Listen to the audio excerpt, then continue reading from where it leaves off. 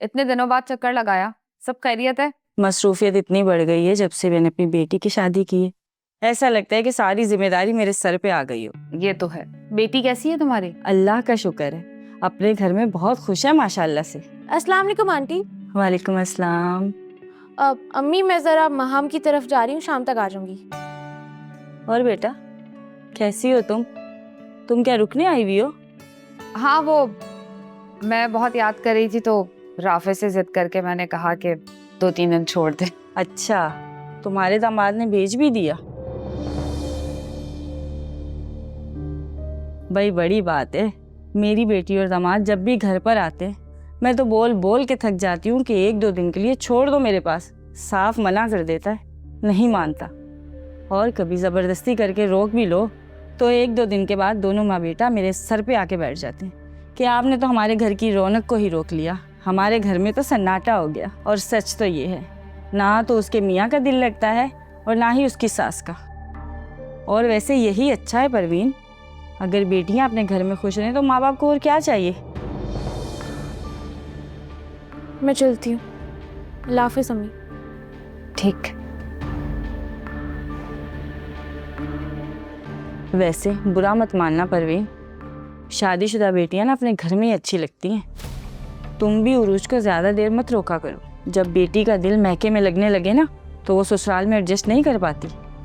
समझ रही हो ना मैं क्या कहना चाहती हूँ? आप कब आई? ये कमरे की क्या हालत बना रखी है राफे? सुबह मासी आई थी, तुमने दरवाजा नहीं खोला, तुम सोते रहते हो। जब वो चली जाती है तो कम से कम खुद ही थोड़ा बहुत साफ कर लिया करो, या मुझे बता दिया करो, मैं कर लूंगी साफ। टेंशन क्यों ले रही हैं आप मेरे रूम की? या मेरे अलावा यहाँ पे बचा ही कौन है जिसके लिए आप परेशान हो या मैं फिक्र करूं? राफे बेटा रूज को वापस ले आओ। नाम मत लें उसका, अब उसके नाम से भी मुझे कोफ्त होती है। उरूज जैसी भी है बीवी है तुम्हारी, और फिर एक ना एक दिन तो उसे वापस आना ही है ना। मियाँ बीवी के दरमियान झगड़े जितनी जल्दी खत्म हो सके कर देने चाहिए, वरना बात बनने की बजाय मजीद बिगड़ती चली जाती है। हम दोनों के दरमियान अब इससे ज्यादा और क्या बिगड़ेगा, क्योंकि हम दोनों तो एक दूसरे की शक्ल भी नहीं देखना चाहते। वैसे आपसे एक बात कहूं,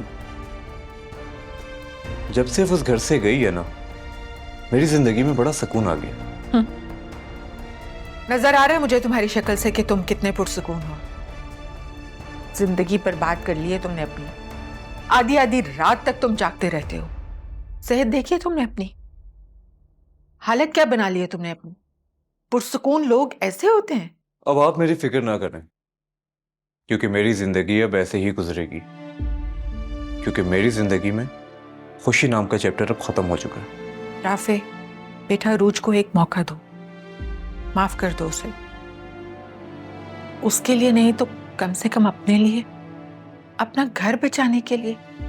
नहीं मामा, अब नहीं। और प्लीज मुझे फोर्स ना कीजिएगा।